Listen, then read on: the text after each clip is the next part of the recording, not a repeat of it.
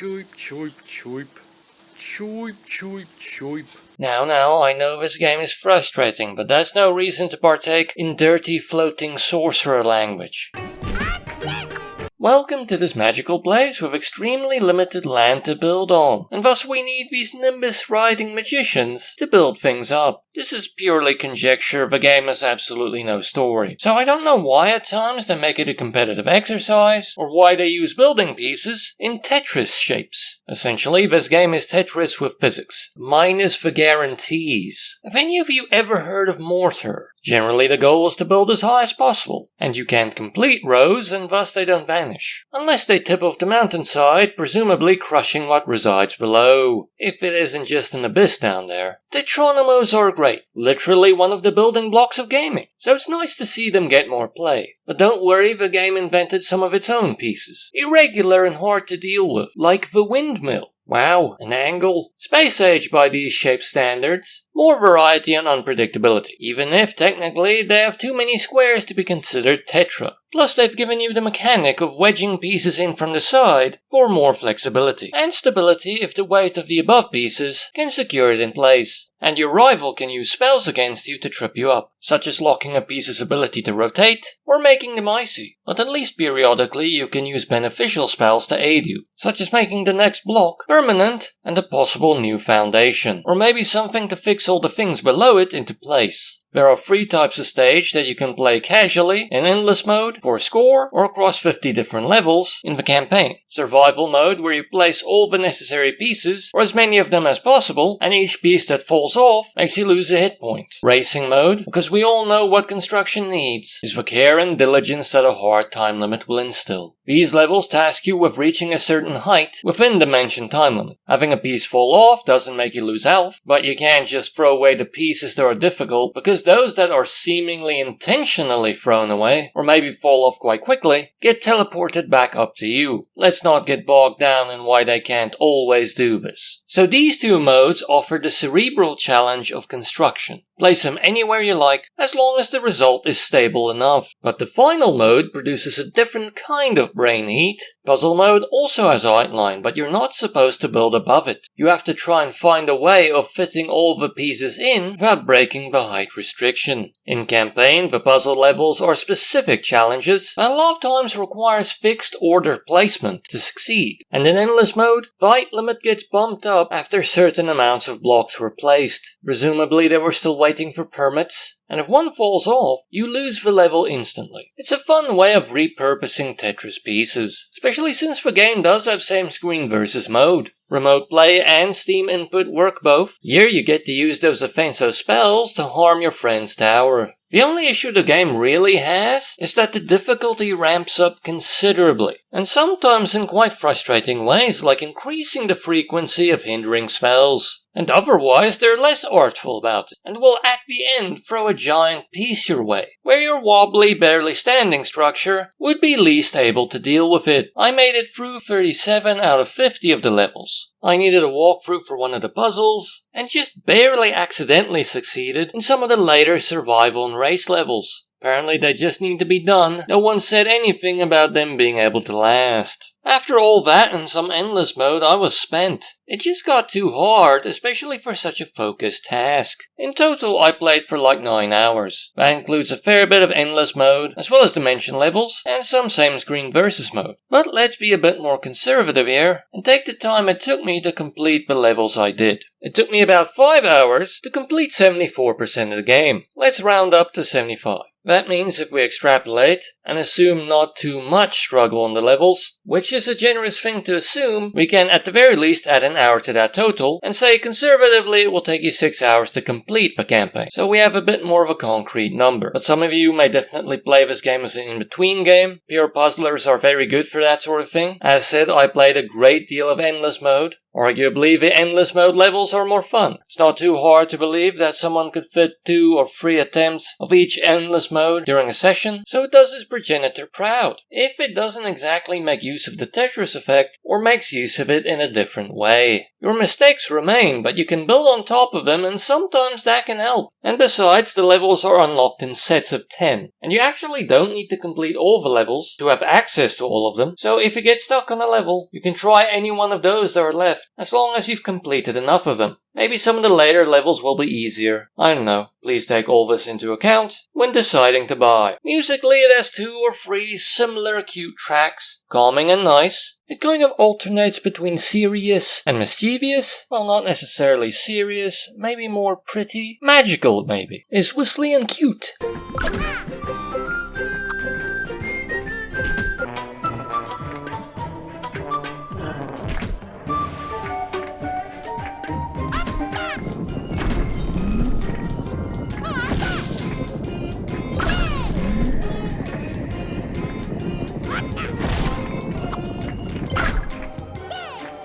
Here, a kazoo, cute. Plus it has nice, clangy, budding sound design. Really beefy and substantial, to give it a hefty feel, and visually it's lovely and colourful if there isn't that much to see. But it is quite fun to look at a wobbly tower. It has like 4 backgrounds, a bunch of different blocks, and some effects. And the game is cheap on Steam, 145 Rand full price, 50 Rand 75 on sale.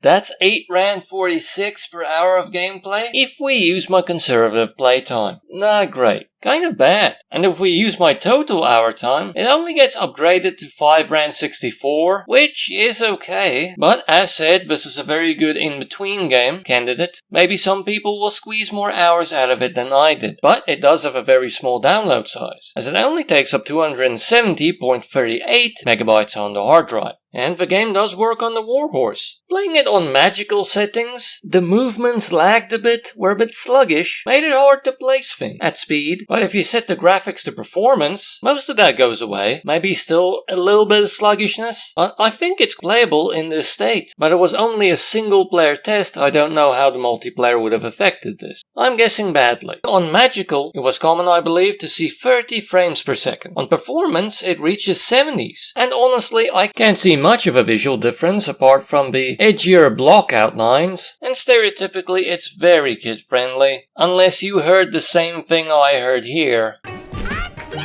And as said, Samescreen versus mode for up to 4 players. Steam input and remote play work. The game has nice, colourful, simple visuals if they don't show much. It has nice calming music, kind of a pretty mischievous and whimsical thing, that at the same time does give an industrious time limit feel, while at least still being relatively calm. If there aren't many tracks, plus the game has nice, thudding, forceful audio design, a nice substitute for traditionally arcadey sounds. The game represents a nice repurposing of tetrominoes to create a new fun game. Plus they added some new things to think about, irregular shapes, power-ups, and physics. And the game modes offer 2 different cerebral challenges, building high and stably, or compactly fitting everything into a smaller space, like a closet organizer. On the maybe side, there's no story, or dialogue, or any other distractions. It's all this gameplay. And on the con side, difficulty ramps up considerably after a while, both in terms of what level of the campaign you're on, as well as how long you've hung in there in endless mode. In the campaign, after a longish, hard, frantic session of tower building, a giant curved square will be thrown your way. Accidental success is not uncommon. I would not be surprised if you did not finish the campaign, but at the very least you don't have to finish all the levels to see all of them, as they're unlocked in sets of 10 when you've completed enough of them. Come on, play it. Not only do these wizards possibly swear, rush the build, and have a deplorable safety record, but they also seem to hate music. Unless they're going megalithic here. Some people believe Stonehenge was a giant instrument or concert stage or something.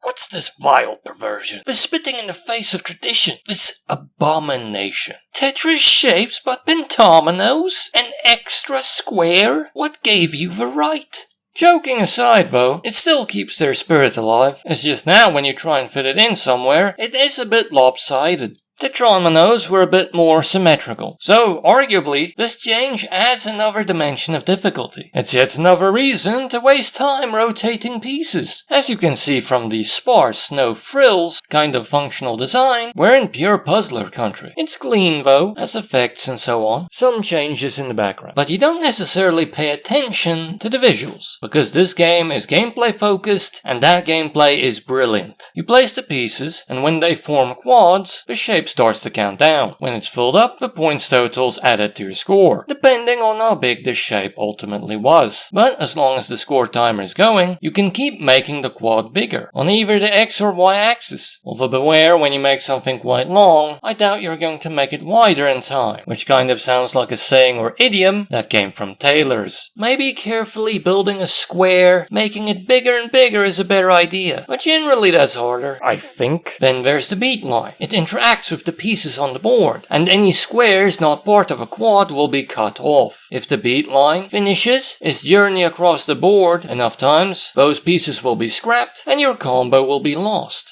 So you better keep those loose ends in mind and incorporate them into new quads. Keep forming quads and coloring in that board, because higher coverage can give you bonus time. And don't worry, once the beat line has passed over said quads, they will become translucent and won't block you anymore. Coverage kind of represents the goal of each level. In order to unlock the following one, you need to obtain at least 50% coverage, which is actually not that hard. Perhaps already a sign that this game is first and foremost for puzzlers who want to calm down. And then for your more hardcore puzzlers, if you get 100% coverage on a level, you get a bonus round to get even more points. A short round though. Call me optimistic, but I think it might be possible for a master to get more than one bonus level. I'll obviously never know. This is a supremely efficient and elegantly designed puzzle game. A great score chaser, prime in-between game territory. And that's before you hear the game's feather in its cap, the music. Each level works in conjunction with a different track, ranging from this classical track that kind of reminds me of Rhapsody in Blue,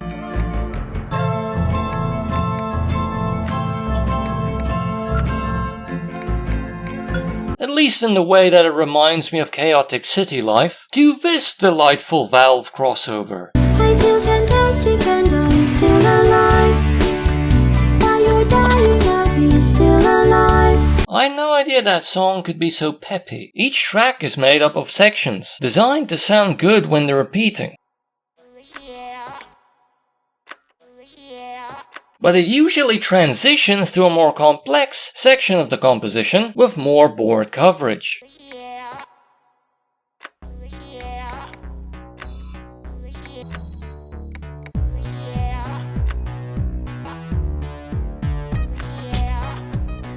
And the beat line plays musical cues when it reaches completed quads and pieces.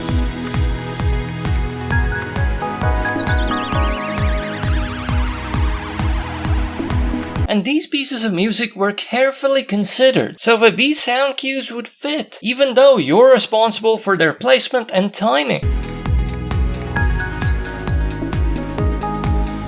Even amplifies the music. Brilliantly reactive. This is the kind of effortless cool and brilliance that some of these forgotten earlier indie gems can be known for. In fact, the only reason I knew about this game in the first place was its inclusion into the 1001 games you must play before you die. An incredibly fair inclusion. To echo the Inbetween game sentiment, the game only has 6 levels and have 3 difficulties each. Well, actually time limits, but that's the same thing in this case. I got 100% plus coverage on 4 out of the 6 levels in the 9 minutes setting, the most generous amount of time available. And I got a pass on the other 2. I also attempted all of the levels on the 3-minute setting, and I believe all those attempts, as well as my play in the 9-minute mode, some purely to improve my score, only took like 4 hours hours in total. It's a purposeful, delightful repurposing of the Tetris shapes to a unique new end. And just like Tetris, if you have a moment, it can soothe you or challenge you. The game is cheap on Steam, 42 Rand full price, 10 Rand 50 on sale. That's 2 Rand 63 cents per hour of gameplay, which is good, and theoretically it can get better through in-between play. And the game has a ridiculously small download size, as it only takes up 99.02 megabytes on the hard drive. And the game does work on the walrus, actually without incident really. The only problem I think I saw was maybe a jolt on the starting rotation for the level, but I think I got a good score. A coverage of like 138% or something. It played well enough that I got sidetracked. And then yet again when I tried to see the frames per second. It was hard to focus on the right hand corner with all the puzzling, but I think the lowest I ever saw it go was 45 frames per second. So I'd argue it's very playable. And there was nothing objectionable in it, just shapes and music. The game has clean, simple visuals, bare bones, but it's lovely to see your transparent color fill the board. It does have background effects and splashes of color, but yes, visually there's not much to it. It's a great pure puzzler, excellently repurposing Tetris shapes to create a unique new game that's good for relaxation or score chasing. Simple to play, hard to master, as used as that statement is, and the addition of an extra square to make them tetrominoes adds a more dynamic quality to the gameplay, because without the symmetry, it's even easier for scrap pieces to be left over from quads, meaning you may make unwise placements just to speedily incorporate them into different quads or the same one before you lose your multiplier. It's a great in-between game, and other difficulties are available, even a free play mode if you don't like the rush and just want to play around with music and shapes. And I believe 50% isn't too much to ask from the average player, so you should at the very least have access to most of the levels. Great music that reacts to your gameplay and arguably in a way that amplifies it. Moments when the cue you make are bad are probably gonna be quite rare. Very well composed tracks. On the maybe side, the game has no story, perhaps obviously. It's a pure puzzler with no distractions from the gameplay. It's all intertwined with the gameplay. Arguably there isn't really progress. As said, they don't expect that much of you to see all the levels, but some people will prefer that, especially for this genre. Some games have to be that. This is something you play probably when you have a moment. Generally gets its hooks into you every now and then. I showed it to my friend a while back. Now when he comes over, there's a real chance he's going to this game for a couple of minutes at least. It's just really cool. Come on, play it. And see a game so serious, purposeful, and cool that I'm really struggling to come up with an ending joke. I don't think there's really anything you can make fun of it for. The closest I could come up with is that they added their own piece too. The elbow macaroni. Some may argue that just means my mind makes strange connections to think macaroni before the letter C for chime.